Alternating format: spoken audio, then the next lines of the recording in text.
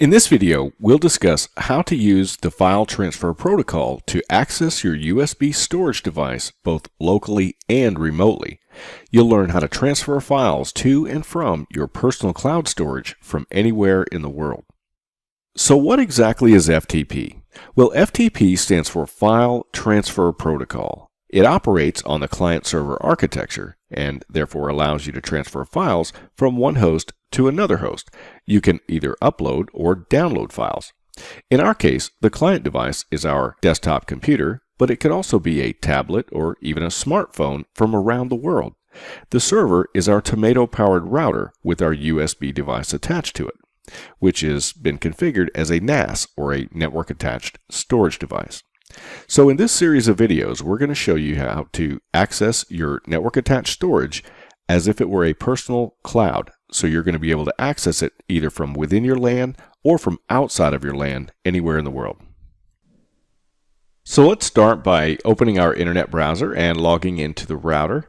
And just to do a quick recap, you want to navigate to USB and NAS, and just be sure that you have core USB support enabled. And you also want to be sure that you have successfully mounted your USB device to the router. And once you have that done, you want to navigate to FTP server.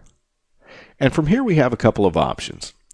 When you enable the FTP server, you can enable it for the LAN only, or you can enable it for the WAN and LAN. And what this will do is allow you to transfer files not only within your LAN, but also in and out of your LAN, say to the WAN side or to the internet. So since I'm after maximum mobility and flexibility, this is the option that I'm going to choose. And by default, the default port for FTP is port number 21, so there's no need to configure port forwarding. That will all be taken care of for you. And if we scroll all the way down, we can create FTP users. As you can see, I have test user 1, and both users, by the way, have read-write access. However, test user 1 doesn't have a root directory specified. Test user 2 does. So when test user 2 logs in, they'll be directed straight to the media folder. They won't have access to any of the other files, such as documents or images, the other directories that we have listed. And the reason for that is if you scroll back up, you'll see where it says public root directory for authenticated users access if not specified for the user. And since test user number 1 didn't have a directory specified, they can have access to everything within the shared directory. So when you're done making those settings, scroll down and click Save. Okay, and once that's done saving, if you open a new tab in your browser, you can actually use your browser to access the files and folders on your network attached storage device. The way that you do that is type FTP / router. And we'll be prompted with the username and password. Test user 1, tab ABCD 1 2 3 4. And there we are. We can access our media and images. And if you want to, you can right click and save link as and actually save that right to your computer. So from anywhere within your local network, you can do that. Now, I'd like to point out before we continue, the reason that we used the hostname router is if we go back into the router